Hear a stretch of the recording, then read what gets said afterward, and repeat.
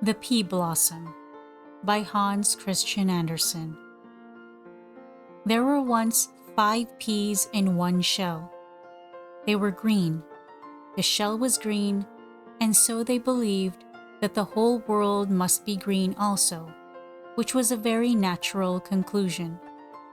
The shell grew and the peas grew. They accommodated themselves to their position and sat all in a row. The sun shone without and warmed the shell, and the rain made it clear and transparent. It was mild and agreeable in broad daylight and dark at night, as it generally is. And the peas, as they sat there, grew bigger and bigger and more thoughtful as they mused, for they felt there must be something else for them to do. "Are we to sit here forever?" asked one.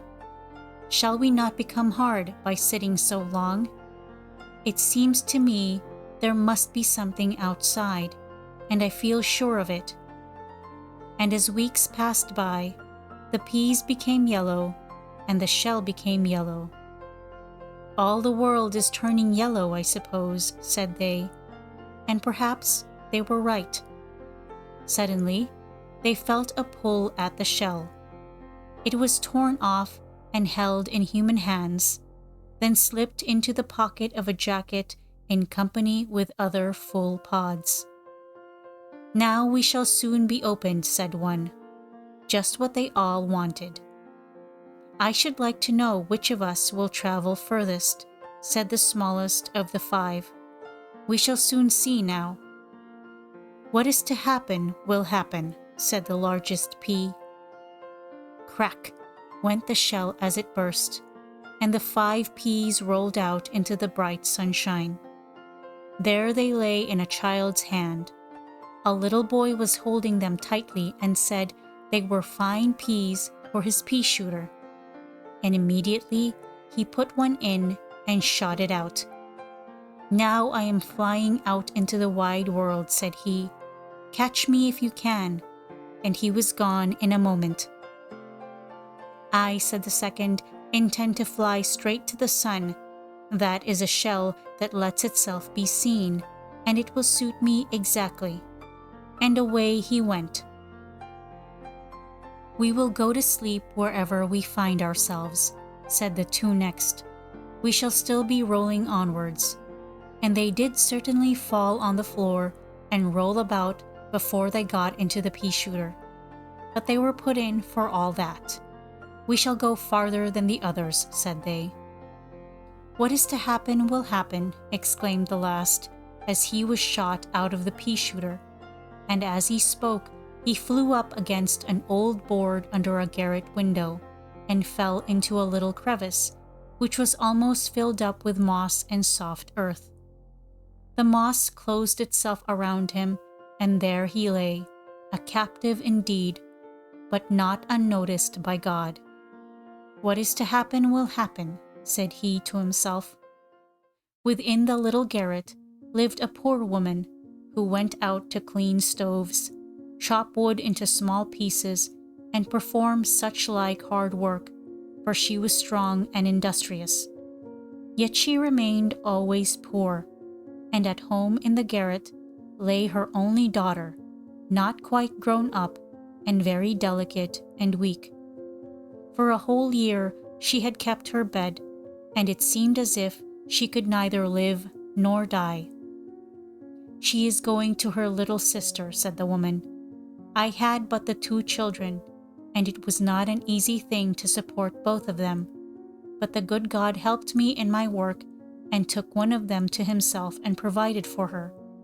Now I would gladly keep the other that was left to me, but I suppose they are not to be separated, and my sick girl will very soon go to her sister above."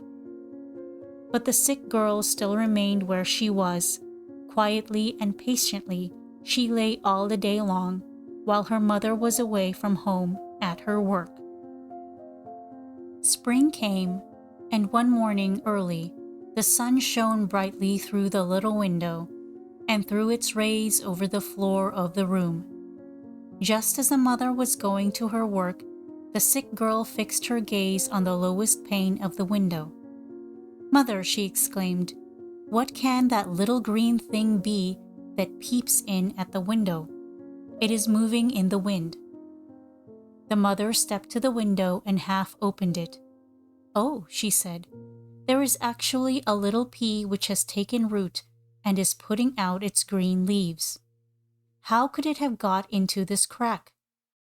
Well now, here is a little garden for you to amuse yourself with."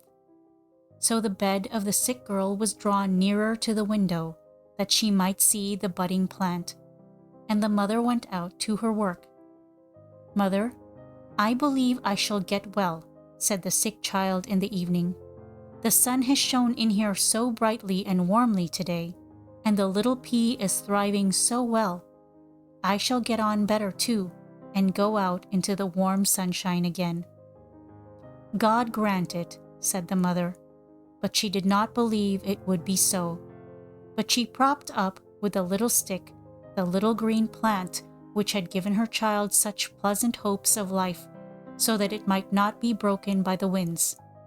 She tied the piece of string to the windowsill and to the upper part of the frame, so that the pea tendrils might twine round it when it shot up. And it did shoot up. Indeed, it might almost be seen to grow from day to day. "Now really, here is a flower coming," said the old woman one morning. And now at last she began to encourage the hope that her sick daughter might really recover. She remembered that for some time the child had spoken more cheerfully, and during the last few days had raised herself in bed in the morning to look with sparkling eyes at her little garden, which contained only a single pea plant. A week after, the invalid sat up for the first time a whole hour, feeling quite happy by the open window in the warm sunshine, while outside grew the little plant, and on it a pink pea blossom in full bloom. The little maiden bent down and gently kissed the delicate leaves. This day was to her like a festival. Our Heavenly Father Himself has planted that pea and made it grow and flourish to bring joy to you and hope to me, my blessed child, said the happy mother, and she smiled at the flower as if it had been an angel from God. But what became of the other peas? Why, the one who flew out into the wide world and said, "Catch me if you can," fell into a gutter on the roof of a house and ended his travels in the crop of a pigeon. The two lazy ones were carried quite as far, for they also were eaten by pigeons, so they were at least of some use.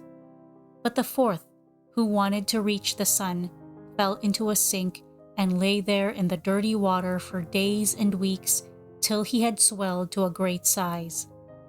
"I am getting beautifully fat," said the pea. "I expect I shall burst at last. No pea could do more than that, I think.